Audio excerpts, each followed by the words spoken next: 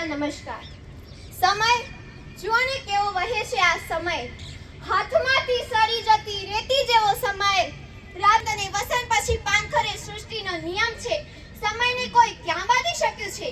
આ સમય વિદાય લેનારા મારા ભાઈ બહેનો માટે મને એક પંક્તિ કહેવાનું મન થાય છે। પરિચિતોને ધરાઈને જોઈ લો આજે, પરિચિતોને ધરાઈને જોઈ લો આજે, પછી આ હસતા ચહેરા મીઠી નજર મળે ન મળે। ભરી લો આજે આંખમાં આ નૂતન મૈયાના પ્રાગણને, ભરી લો આજે આંખમાં આ નૂતન મૈયાના પ્રાગણને, પછી આ પ્રાગણ મળે ન મળે।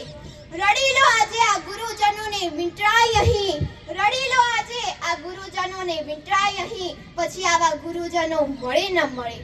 નૂતન મૈયાના પ્રાગણમાંથી વિદાય લઈ રહેલા ધોરણ 10 અને ધોરણ 12 ના મારા ભાઈ બહેનો, હું તમને ફૂલ નહીં તો ફૂલની પાંખડી સમી શુભેચ્છા પાઠવવા માટે તમારી સામે ઉપસ્થિત થઈ છું। ભલે હું ઉંમરમાં તમારા કરતા નાની છું, પણ મને વિશ્વાસ છે કે આજે હું જે વાત કહેવા જઈ રહી છું તે વાત તમારા જીવનમાં, તમારા ઘડતરમાં ક્યાંક ને ક્યાંક થોડી તો ઉપયોગી બની જ રહેશે। जिंदगी की असली उड़ान अभी तो बाकी है, जिंदगी के कई इम्तिहान अभी तो बाकी है, अभी तो चले हैं मुट्ठी भर जमीन हम, अभी तो चले हैं मुट्ठी भर जमीन हम, तैरने के लिए 7 समुंदर अभी बाकी है, अभी तो फैलाई है पांखें हमने, उड़ने के लिए सारा आसमान अभी तो बाकी है। मित्रों, માટી જો ચપ્પલને ચોટીને આવે તો તે ઘરના ઉંબરા સુધી જ આવી શકે છે, પણ જ્યારે એ માટી ઘડો બનીને આવે છે ત્યારે તે ઘરના પાણિયારે પૂજાય છે। બસ એ જ રીતે તમારે નક્કી કરવાનું છે કે તમારે ચપ્પલના તળિયે ચોટવું છે કે ઘડો બનવું છે। એટલે કે તમે જો ઈચ્છો તો સફળતાના શિખર પર બેસી શકો છો, અને જો ઈચ્છો તો નિષ્ફળતાની ખાણમાં પણ જઈ શકો છો। તમારે શું બનવું છે, ક્યાં પહોંચવું છે એ તમારા હાથની વાત છે। તમે તમારા ભાગ્ય વિધાન, હા, તેના માટે જરૂરી છે કેટલીક બાબતો। પહેલી છે આત્મવિશ્વાસ, ટ્રસ્ટ યોરસેલ્ફ। ઝાડની ડાળ પર બેઠેલું પક્ષી કદી પણ પવનની ગતિથી ડરતું નથી, કારણ કે એને પવનની ગતિ કરતા પોતાની પાંખો પર વધુ વિશ્વાસ છે। બસ એ જ રીતે તમે પણ તમારામાં વિશ્વાસ રાખો, તમે પણ તમારામાં શ્રદ્ધા રાખો। આખી દુનિયા ભલે એમ કહે કે તું આ ના કરી શકે, તારાથી આ ન થાય, તારા હાથની વાત જ નથી, તું બોર્ડની પરીક્ષામાં સફળ ન થઈ શકે, તારા 90% ન આવી શકે, તું ઇવન ગ્રેડ ન લાવી શકે, તું શાળામાં પ્રથમ નંબર ન લાવી શકે, તો પણ તમારે ગભરાવાની કે ચિંતા કરવાની જરૂર નથી। તમારે તો બસ એમ જ વિચારવાનું છે કે હું આ બધું જ કરી શકું છું, ભગવાને આ બધું જ કરવાની અને મેળવવાની ક્ષમતા મારામાં આપી છે, એવો આત્મવિશ્વાસ રાખવાનો।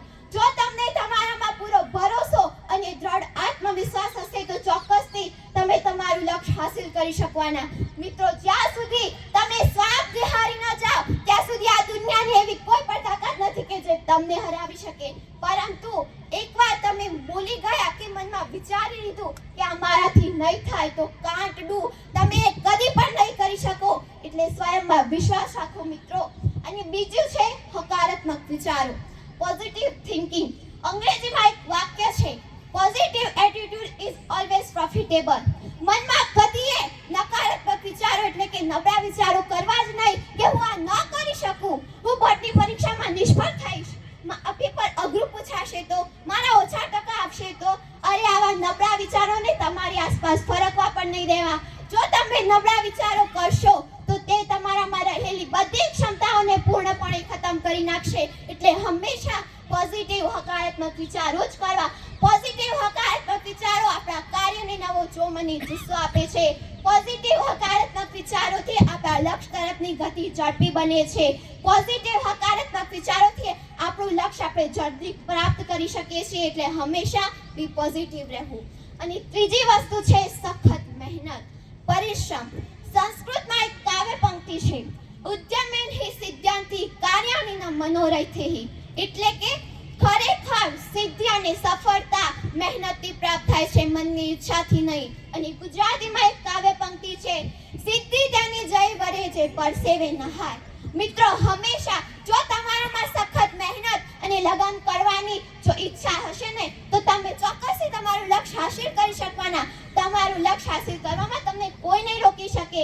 અને એવા મિત્રો હું કેટલાય વ્યક્તિઓના ઉદાહરણ આપી શકું કે જેમને પોતાના જીવનમાં કેટલીય અને સફળતા પ્રાપ્ત કરી હોય. ધીરુભાઈ અંબાણી કે જેઓ પેટ્રોલ પંપ પર ગાડીઓમાં પેટ્રોલ ભરવાની નોકરી કરતા હતા, તેમણે રિલાયન્સ કંપની સ્થાપી. ડોક્ટર અબ્દુલ કલામ સાહેબ કે જેઓ બાળપણમાં સાયકલ લઈને ગલી ગલીમાં ન્યૂઝપેપર વેચતા હતા, તેઓ દેશના મહાન રાષ્ટ્રપતિ અને વૈજ્ઞાનિક બન્યા. થોમસ આલ્વા એડિસન કે જેમને બાળપણમાં સ્કૂલમાંથી મૂંગો અને બહેરો કહીને કાઢી મૂકે, આજે વિજ્ઞાનમાં 500 કરતા પણ વધુ શોધો તેમના નામે છે. અબ્રાહમ લિંકન કે જેમને બાળપણમાં 12 વર્ષની ઉંમરમાં પોતાની ઘરની નબળી પરિસ્થિતિના કારણે ભણવાનું છોડી દેવું પડ્યું હતું, તેઓ અમેરિકાના પ્રેસિડન્ટ બન્યા.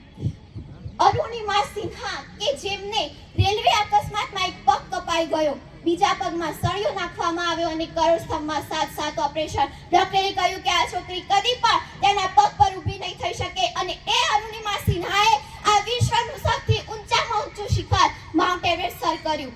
તુષાર સુમેરા, કદાચ તમે નામ નહીં સાંભળ્યું હોય, કે જેમને પોતાનું નામ અંગ્રેજીમાં લખતા ન આવડતું હતું, ધોરણ 10 ની પરીક્ષામાં 35% આવ્યા હતા. તેમને આપણા ભારત દેશની સૌથી અઘરામાં અઘરી પરીક્ષા યુપીએસસી પાસ કરી અને હાલ કલેક્ટર તરીકે ફરજ બજાવે છે. સચિન તેંડુલકર કે જેમને ધોરણ 10 ની પરીક્ષામાં નપાસ થયા હતા, આજે મહારાષ્ટ્રમાં ધોરણ 10 ના અંગ્રેજીમાં પુસ્તકમાં તેમના પર પાઠ આવે છે, the God of cricket, cricket જગતના ભગવાન. મિત્રો, આ દુનિયામાં કશું જ અસંભવ નથી. આપણે બધું જ પ્રાપ્ત કરી શકીએ છીએ જે આપણે વિચારીએ છીએ, આપણે ઈચ્છીએ છીએ. બસ જરૂર છે તો આત્મવિશ્વાસની, હકારાત્મક વિચારોની અને મહેનત કરવાની. અને યાદ રાખો મિત્રો, मुश्किलों से भाग जाना आसान होता है, हर कदम जिंदगी का इम्तिहान होता है. डरने वालों को कुछ नहीं मिलता जिंदगी में और लड़ने वालों के कदमों में सारा जहां होता है. અને અંતમાં હું એટલું જ કહીશ મિત્રો કે અંત નથી, આરંભ છે વિદાય.